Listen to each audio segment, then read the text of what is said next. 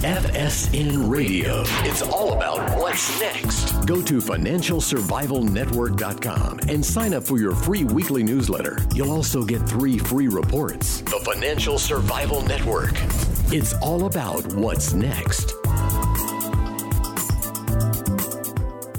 Welcome. You are listening to the Financial Survival Network. I'm Kerry Lutz. It's October 17th, 2017. Will we end the year with a boom? Well, Trump just decertified or failed to recertify Iran in terms of their compliance with the agreement that Obama reached prior to the end of his term. Well, what is the significance of it? Is there any? Ivan Eland of the Independent Institute is with us now. Ivan, welcome back. Thanks for having me back, Kerry. Always. So what do you make of Trump's failure to recertify? He's not pulling out of the treaty. Is he going to just try to go for a better deal, art of the deal with the Persians?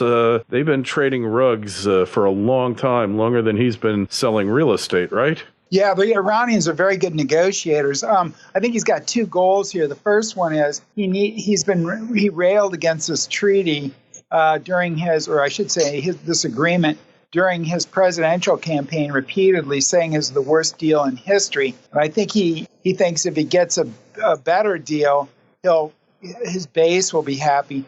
But also, it will enhance his reputation as being the negotiator who can get a better deal. But I think, he's sort of neglected the fact that there are many other countries involved in this, not just Iran, but China, Russia, the European Union, Britain, France, etc. So, or I shouldn't say the European Union, Germany. So you have all these countries that are not going to budge. They're not going to throw it under the bus. So what he's trying to do is have it both ways. He's trying to decertify the deal, but throw it over to Congress so that this won't kill the deal if he decertifies it. But what it will do is, allow the Congress to pass more sanctions, which probably would kill the deal. And also, the United States put more sanctions on. All these other countries are not going to. So what you have is the worst of all worlds for the U.S. because the sanctions that we have on will just be interfering with our commerce and not having any effect, because unilateral sanctions, economic sanctions, rarely have any effect unless other countries band with you and sanction. And then of course, they have to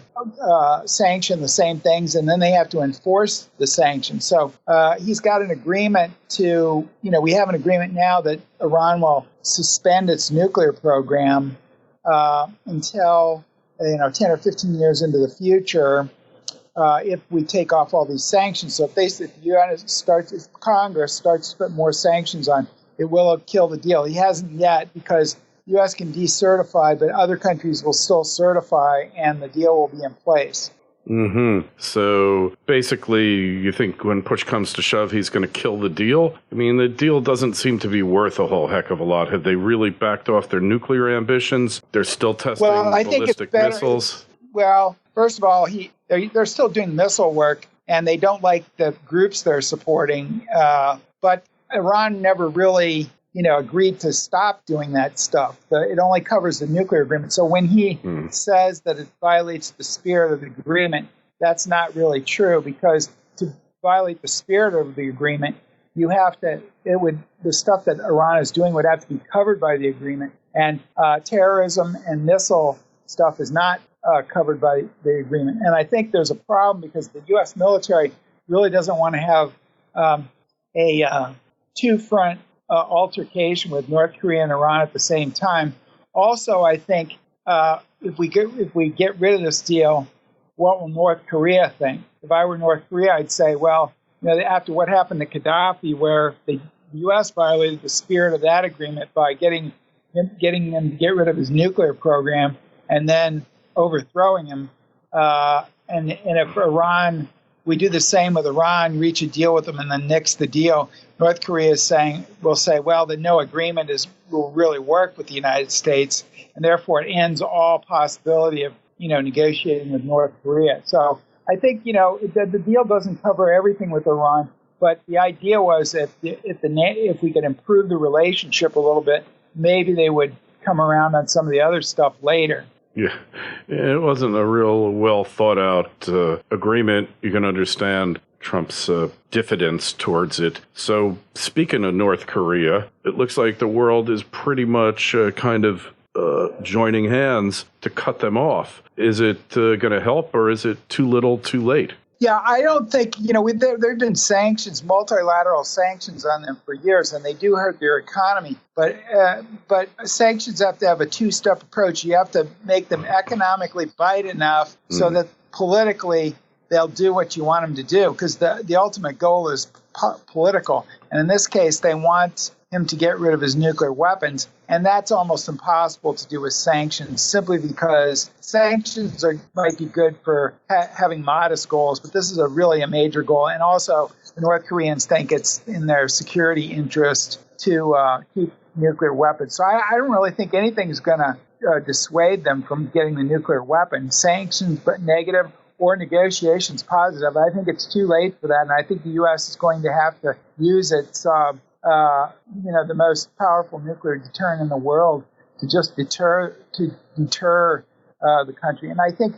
very frankly, we need to go back to just kind of ignoring them as much as we can, because we're giving them exactly what they want by all the attention. And Kim Jong-un loves it's him versus Donald Trump, in the battle of presidents or whatever. But of course, he's got a small country, and Trump is the head of a superpower. So he loves all that attention. And I'm afraid, and Trump is not the only one to give him too much attention. I think previous presidents have done that as well. So we're kind of stuck, or do they represent too great a threat to let them go? Well, the difference between terrorists and states like Iran and North Korea is that they hold ground. There's a territory in which they govern. And that territory can be incinerated with nuclear weapons bluntly. And so we have many more nuclear weapons. We have 4,000. He has a handful, right? And so at best, and he's also got to be able to get them here. And he's getting closer to doing that, but he still has to master the reentry technology for the warhead, because the missile goes outside the atmosphere, comes back, and if he doesn't have the heat shielding, it'll burn up his warhead coming back into the atmosphere. I think that's really the last step he has. So he'll probably eventually master that, but he won't have the quantity that we do. And also, so even if he did, the first objective of a dictator is to stay in power, and you can't stay in power if you're incinerated. So I think he unlike terrorists, he has a home territory to defend, and he wants to. You can hold that at risk, and you can hold the fact that you can knock him out of power by any sort of nuclear strike. So I think, his actions are quite rational, even if his rhetoric isn't. Yeah, well, yeah, he's definitely different. I will say that for him.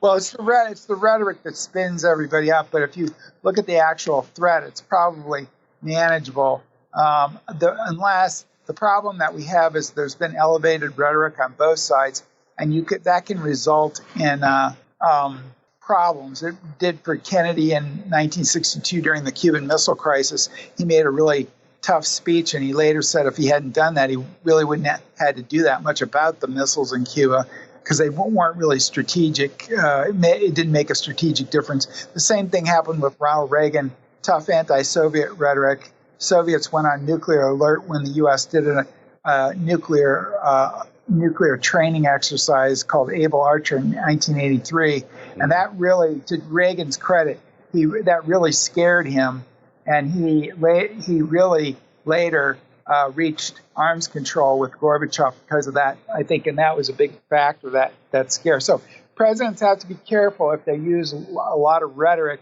on the other side, because you can stumble into stuff that you don't want to, or you can simply scare the other side. This is a paranoid North Korea in the first place, and given what happened with Libya, Iraq, and the Ukraine, when they either gave up their nuclear programs or they didn't have nuclear programs, then all those countries have had problems, and therefore, that makes the North Koreans paranoid, and I think Trump's rhetoric is doing the same. So I think it would be better to tone down that rhetoric. Yeah, well, but they've been making threats, Ivan, that have been basically not responded to for years now, and that didn't seem to have worked so good.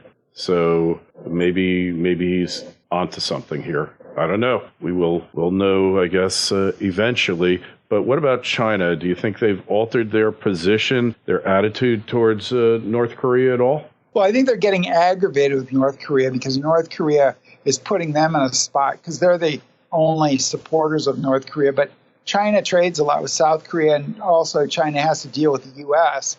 And so China, the U.S. is trying to pressure China to do more, but China has two problems that will not address. And the first one is the fact that if North Korea collapses under more sanctions, the Chinese could cut off all their oil because like 90% of their oil goes across that border and a lot of other stuff. They could tighten down that and really enforce it. But the problem is if the regime collapses, they'll then have a unified Korea under the U.S. alliance, and they'll have stuff right on their border. Now, if you remember in the Korean War, when the U.S. forces got too close to the Chinese border, the Chinese invaded North Korea, and we were fighting the Chinese. They're very sensitive about that border, a threat to the border area. So that's one reason. The other thing is they don't want the regime to fall down because they'll get a lot of refugees into China. So those two factors, I think I'm skeptical that the Chinese are going to come through and help solve the crisis. Is this crisis in their interest anymore, though? Is North Korea really pushing North Korea and enabling them? Is that in their interest anymore? That's what I wonder. Well, I don't think China's enabling North Korea. I think they're pretty well fed up with North Korea, but they kind of have to support them because they've always supported them. So they're kind of an unruly ally. And like I said, the Chinese trade a lot with South Korea, which gives the West some leverage over China. Right. It's an interesting conundrum, to say the least, and nobody really has an answer for it. And maybe there isn't one, and maybe Korea is going to collapse, North Korea, rather, of its own weight, because, the people, they're the shortest people in the world, Ivan. Everyone else in the world has been getting taller, unless you're a North Korean, where you're like 6 inches shorter than what you were, right? I mean, it's a right. little There's bizarre in this world. Yeah. Yeah, it's a starvation economy because of the communism. But interestingly enough, even with these sanctions that are put on, the North Korea has been freeing up its economy a little bit, and therefore it's growing. Its economy is growing faster than it used to. So the sanctions really aren't having much effect. In fact, their economy is growing even while the sanctions have been applied. So I don't think they've been saying it's going to collapse for decades. So, but their economies now that they started to free it up, it is growing some. So I wouldn't necessarily count on them imploding because I don't think the sanctions are going to do it. But I don't really think the military options are very good. And I think what we're really going to have to do, which everybody denies, but we're going to have to do is we're just going to have to try to deter them. We can also do cyber attacks on the nuclear program. We can enhance our missile defense. Our missile defense doesn't really work all that well, and so we can enhance that. There are things you can do without starting a war on the Korean Peninsula that would kill hundreds of thousands of people. Yeah. Well, maybe not. The capabilities of the North Korean armed forces, really, you have to wonder what their capabilities really are and how loyal they are to the ruling family. But hopefully we'll never find that out. Anyways, there was one other foreign... Well, I think we have to be clear that if a war did start on the Korean Peninsula, the South Korea and the U.S. would win. But the problem is a lot of people could get killed before that because the North Koreans have a lot of artillery tubes and they're only like 35 miles away from Seoul. So, and 25% of the South Koreans live in Seoul area. So, a lot of people could get killed before we got those artillery tubes stopped. Yeah. Well, I think there's a lot more here than meets the eye, but I guess the key is better missile defense and better containment, and hope that it works. Anyway, Ivan, where's the best place to find your work these days? Well, I have a new book out called 11 Presidents. And it's the full title is 11 Presidents, Promises versus Results in Achieving Limited Government. It's just out this week. And then my website is actually the Independent Institute's website, www.independent.org. Okay, great. And we'll always have a link to that. Any questions or comments, email me at kl@kerrylutz.com. We'll pass them on to Ivan. And our Twitter feed's @KerryLutz. The Facebook page is Financial Survival Network. Ivan, we will talk to you again real soon. Thanks. Thank you.